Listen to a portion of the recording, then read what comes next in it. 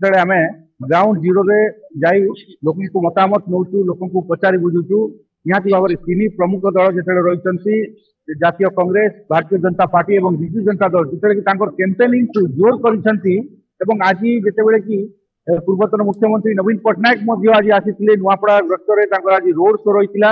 କିନ୍ତୁ ଗତକାଲିର ଯେତେବେଳେ କି ମୁଖ୍ୟମନ୍ତ୍ରୀ ମୋହନ ଚରଣ ମାଝୀଙ୍କର ଯେତେବେଳେ ରୋଡ ଶୋ ରହିଥିଲା, ସେ ରୋଡ ଶୋରେ ଯୋଉଭଳି ଭାବରେ ଲୋକଙ୍କର ଜମାବଡ଼ା ଦେଖିବାକୁ ମିଳିଥିଲା, ଯେତେବେଳେ ଲୋକ ରୁଣ୍ଡ ହୋଇଥିଲେ ମୋହନ ମାଝୀଙ୍କୁ ଦେଖିବା ପାଇଁ, ଝଲକ ପାଇବା ପାଇଁ ନୂଆପଡ଼ାବାସୀ, କୋମନାବାସୀ ଯେତେବେଳେ ଏକତ୍ରିତ ହେଇଥିଲେ, ଯୋଉ ମାହୋଲ ଜମିଥିଲା, କିନ୍ତୁ ଆଜି ସେଭଳି ଭାବରେ ଖଦିଆ ରୋଡରେ ଏବଂ ନୂଆପଡ଼ାରେ ଯେତେବେଳେ ଆଜି ନବୀନ ପଟ୍ଟନାୟକଙ୍କର ରୋଡ ଶୋ ରହିଥିଲା, ନିହାତି ଭାବରେ ସେଭଳିଆ ଭିଡ଼ କୋଉଠି ନା କୋଉଠି ଦେଖିବାକୁ ମିଳିନଥିଲା। ଏବଂ ଆସନ୍ତାକାଲି ପୁନର୍ବାର ମୁଖ୍ୟମନ୍ତ୍ରୀ ମୋହନ ଚରଣ ମାଝୀ ନୂଆପଡ଼ା ଗସ୍ତରେ ନୂଆପଡ଼ାରେ ତାଙ୍କର ପୁଣି ରୋଡ ଶୋ କରିବାକୁ ଯାଉଛନ୍ତି।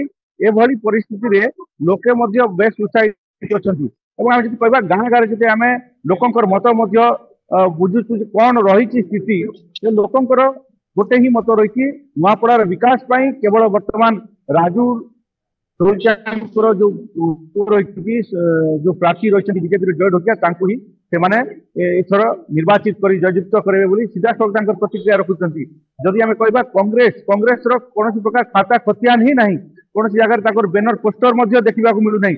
ଏଭଳି ପରିସ୍ଥିତିରେ କଂଗ୍ରେସ କଣ କରିବ, ଆସନ୍ତା 2 ଦିନ ମଧ୍ୟରେ ଯେତେବେଳେ ନିର୍ବାଚନ ଲୋକେ ତାଙ୍କର ମତ ଦେଇ मतदान करने को प्रत्येक बूथ को जिते, सेतेबेले एभली परिस्थिति रे कांग्रेस एक बड़ मुंडबिंदार कारण साजिଛି।